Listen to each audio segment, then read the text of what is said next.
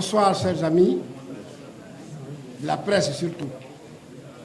Vous qu'on a appelé il n'y a pas encore 2 heures de temps, vous êtes là tous. Je vous remercie d'être venus. Nous avons l'habitude de votre disponibilité. Nous voulons vous remercier sincèrement d'être toujours là quand on vous appelle. Comme j'ai dit, c'est vous qui véhiculez nos messages, qui amplifiez nos messages. Donc nous sommes tous heureux que vous soyez avec nous chaque fois qu'on a besoin de vous. Avant de commencer, je voulais remercier et saluer les membres de la direction du parti qui sont venus nous accompagner, nous encourager. Je commence par le grand frère, le premier vice-président, Dr Aswadou. Merci d'être venu. Le deuxième vice-président, professeur Oula Hubert. Merci d'être venu. Le président du CSP, Katina Kone. Merci d'être venu. Le secrétaire général du BPACI, le député Jean-Gervais Tcheïdé, merci d'être là. Le président de l'inspection générale, le docteur Issa Malik, merci d'être là, mon ami Polo. Le président du CPP, le ministre Monet Léon Emmanuel, merci d'être venu. Et pour ceux qui sont sur la table, je salue Maître Abiba Touré, celle qui nous donne tous les conseils juridiques. Elle est notre porte-parole principale. Merci à vous tous. Je remercie maintenant les autres membres de la direction du parti qui ont décidé de venir avec nous cet après-midi. Mon grand frère, Otro Laurent. Grand frère, merci d'être toujours disponible.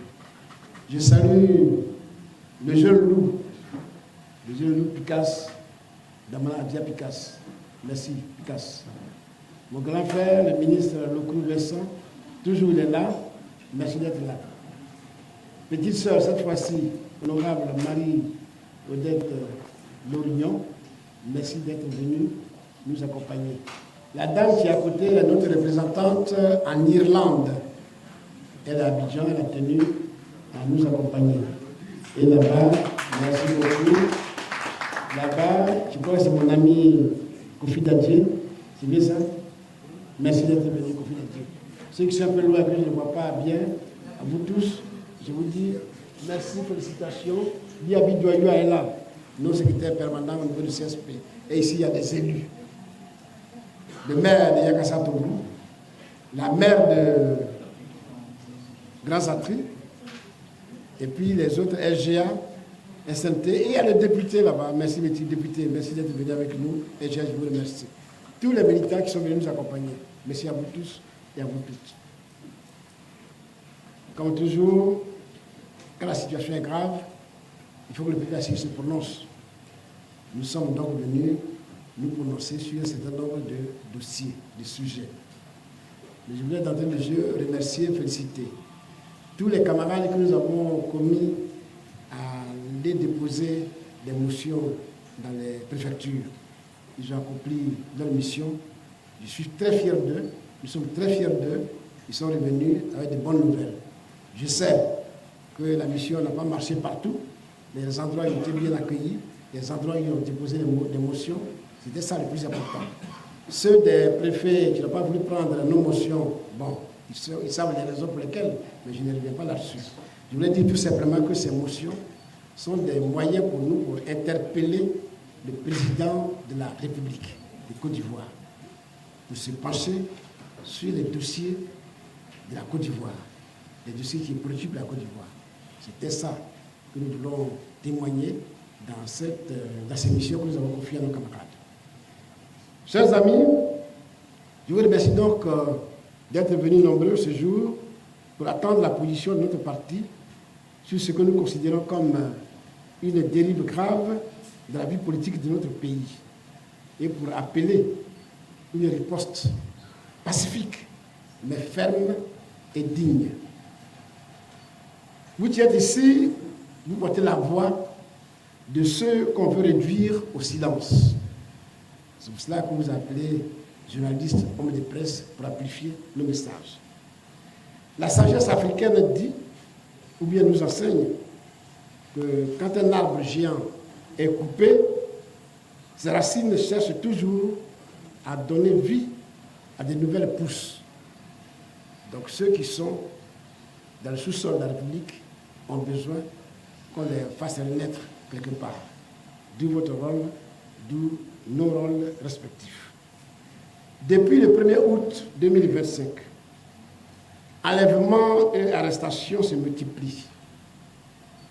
Mais face à la peur, nous répondons par la force de notre unité. Face à l'intimidation, nous répondons par la lumière de notre détermination. Je vais ici rendre public les faits que nous avons documentés. Dans la nuit du 1er au 2 août 2025 à Yopougon, 6 de nos membres ont été enlevés, amenés vers des lieux inconnus, selon les témoignages recueillis. Parmi eux, Pascal Zaoli, députée suppléante de la commune de Yopougon.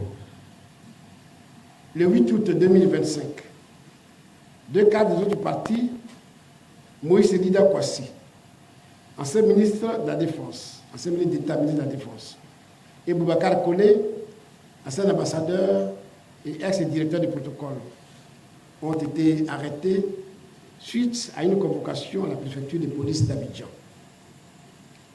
Le 1er septembre 2025, le cyberactiviste Ziggy Ibrahim a été enlevé à son domicile par des personnes inconnues et s'est retrouvé quelques jours plus tard à la MACA ou PPA.